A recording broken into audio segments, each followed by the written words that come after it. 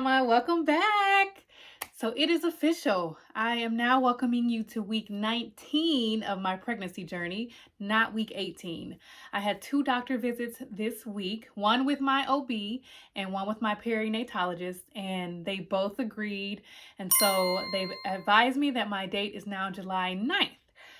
So my date has been changed twice now, y'all.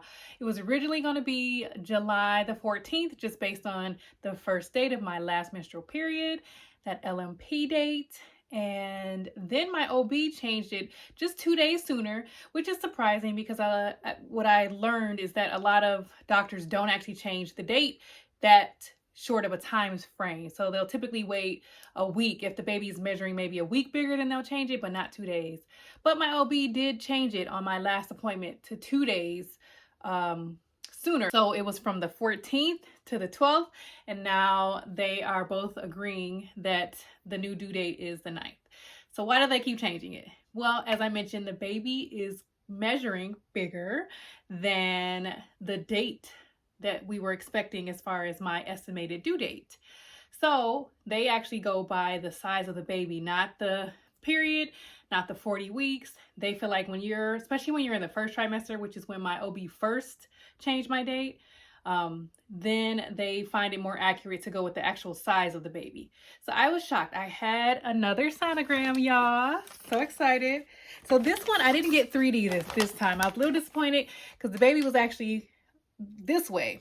So the head was here around under my belly button. He said my uterus hasn't actually come up over my pelvic bone yet. So the baby's still really low, and the feet were down by my vajayjay, and the head was just under my belly button. So I was like, oh, that's some inches. So if the baby was 18 weeks, then it would have been weighing around 6 ounces. But the doctor said, oh no, this baby is 9 ounces.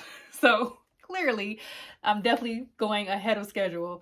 So the baby was facing the doctor, which was great, but we couldn't get any shots because my placenta was covering the baby.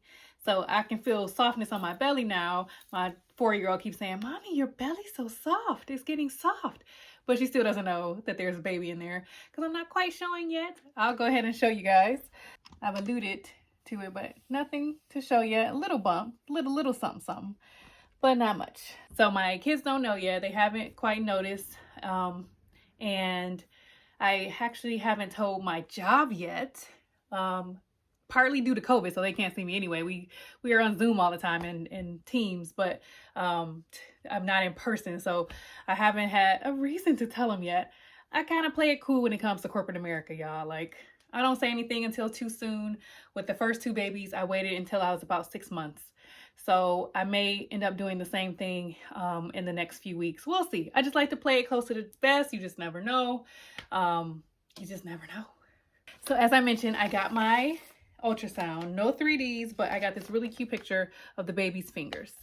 So cool because I could see the knuckles and I could see the fingers. And when the doctor first put the wand on my belly, the baby's fingers were kind of up by its mouth, like it was sucking its thumb, which was kind of cute. And then the fingers started moving and the doctor was like, oh, baby's waving at you. It was really cute. And then we couldn't get any pictures because the baby was like, I'm chilling under the placenta. And now the baby is so big, like I mentioned, 9 ounces, about 6 inches. So big that the baby is now bigger than my placenta. So it's about the size of a mango now, which is a very nice size. And believe it or not, I still can't feel the baby move. It's like driving me crazy. I told both of my doctors this week, I'm like, when I went to my OB and she checked for the heartbeat, I could hear it very clearly. And then the baby moved and she was like, oh, a little bugger. And I was like, what? She said, the baby moved. The baby's running away from the pressure. So she had to like try to find the baby, and there's still so much room in my uterus. So the baby was over here and then raced over here once she put the pressure on that side. So I'm like, I can't feel nothing. I didn't feel anything. No flutters when that just happened, like nothing, but I can hear the movement.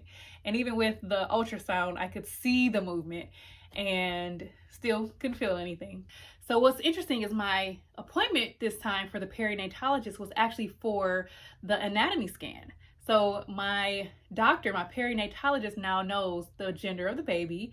He kept telling me to close my eyes. He's like, "You're an experienced mama now.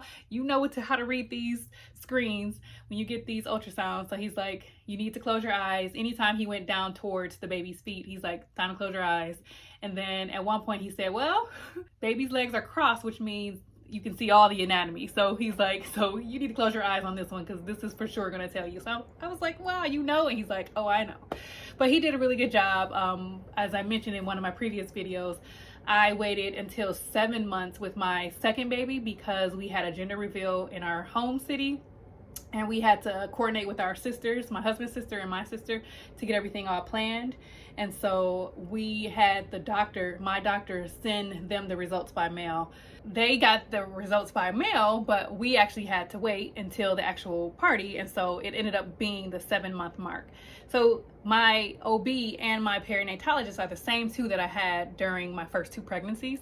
And so it's the same guy. And he was like, "Well, I did it last time up to the 7-month mark." So he's like, "You don't have to worry. We won't say anything. My staff will have notes on all your charts to make sure that the gender is sealed, so you won't know." So I'm very excited about that because I went to my OB the next day, and the girls in the office, they know me because I've had multiple kids now. And so they're like, "Okay, you're killing us. You're not telling us the gender at all this time." And I'm like, "No." So last time when I got the NIPT test, the gender was actually reported on the test, and they get the results directly from the company that runs the lab report. So they knew the gender like from early on, maybe 10 weeks, and didn't tell me. They told my sisters, but didn't tell me. And so they're like, "Okay, you made us wait 7 months last time, and now we got to do it the whole pregnancy this time." And I'm like, "Yeah," because they're like, "We just don't know at all." So I was kind of relieved because I actually assumed that they knew.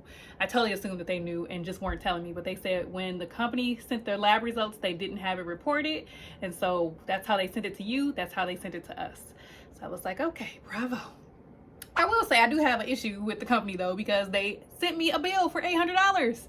And I told y'all on one of my previous videos that that's kind of something that they're known for, is what they call balance billing. So your insurance might only cover a really small amount. The test itself is like 7-8 grand. It's ridiculous. It's very expensive.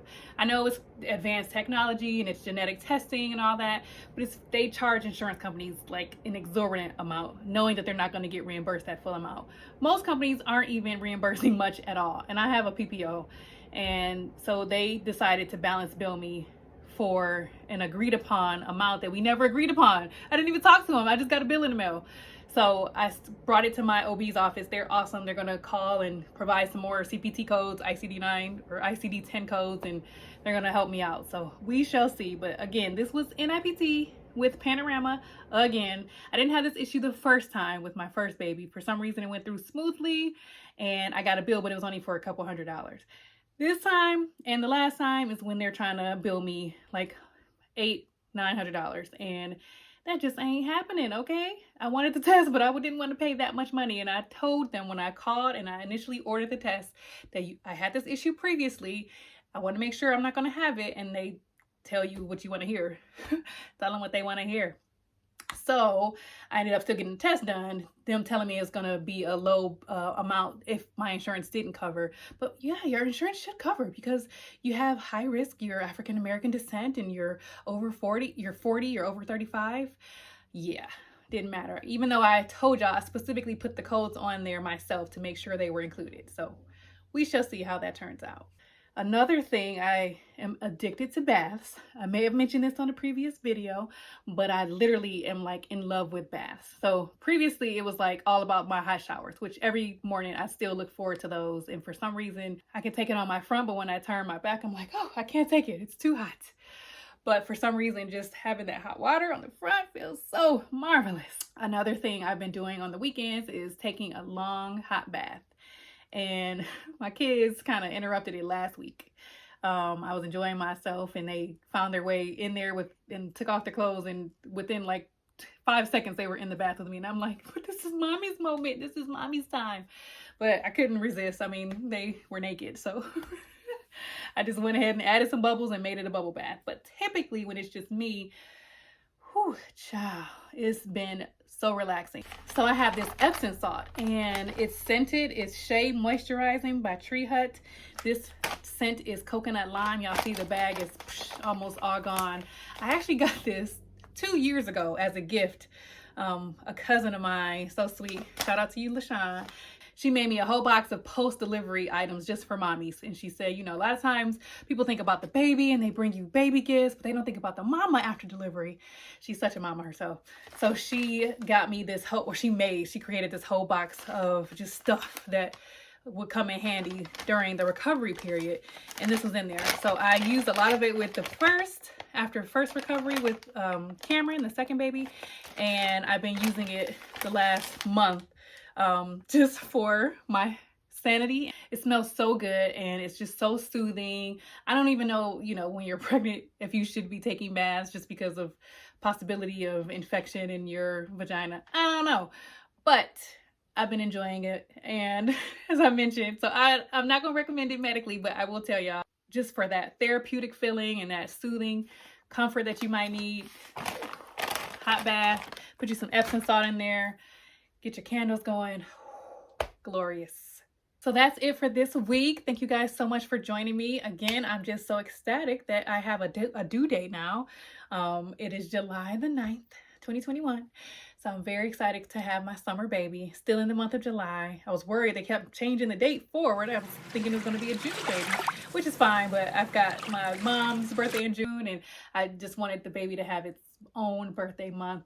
Actually, my baby's godmother is my best friend Mary, and she has a birthday in July as well. So I was kind of trying to have it. I was thinking that the due date might be around her birthday, around the 13th, but they've changed that twice. So now we're going the whole prior week, but we shall see how that turns out.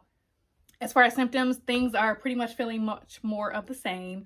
So the good news is my eye twitch has really gone down drastically. Hasn't disappeared completely, but it was every day. It was like in the evening, every night I was feeling it for like 2 months. So I finally feel some relief and don't get the eye twitches as much as I did the last couple weeks. I will say lately I've been tired again, which I already had that whole phase in the first trimester. So I was surprised to be hit like a ton of bricks within the last week. But yeah, definitely have been more tired again this past week. Even though they say your second trimester is supposed to be your best trimester. Yeah, feeling a little bit of nausea, a little bit of just uneasiness in the belly, but still just sticking to my little regimen whenever I need to. My regimen includes milk of magnesia. So disgusting. So disgusting. I mean, it barely has a taste, but it's so chalky, and it's just, and I drink milk. Actually, I'm a 2% milk drinker. I know I still drink cow's milk, but I drink almond milk too, and I just like milk. This tastes nothing like milk. This is of the devil, but I will say it helps to clear up the tummy. My second fave is Tums to Dum Tums. As y'all can see, I just ran through a whole bottle. This flavor is lemon and strawberry. These are so yummy, y'all. I pop them like candy. Shout out to my girl, Anna Marie, who put me up on them. She told me with her last pregnancy, she was addicted to them, and I had never had them before. And so now I feel her. I feel her, and so I feel her. This flavor is assorted berry. So I haven't tried this one yet. I just ran out of my lemon strawberry one. So we'll see if this one's as good as the other ones. And then I need to get a bigger bottle of Colaze, but just for stool softener, you need that as well. That's my little regimen. You're not supposed to mix which two? This one and this one. So you may think, hey, Miss Toni, how do you know that? Well, I learned the hard way. You don't combine the two. You will be on the toilet numerous times. And eventually you'll feel better, actually. I will say that. But you don't want to have diarrhea when you're pregnant. It's not a good look. And not a good smell. Well, sis, I want to hear from you. I want to hear some comments. I want to know your experiences. Did you have your due date changed like I did 2 times? Now I'm going to be skipping a video because I was going to be doing week 18 and this is week 19. So it's affecting everything. It's even affecting y'all, see? But no, I would love to hear from you. Have you had a similar experience? Have you had any tummy issues where you have had to come up with your own regimen and tell me what works for you. I would love to hear from you. So if you haven't already, make sure you like or comment and definitely subscribe. And I'll see you next week.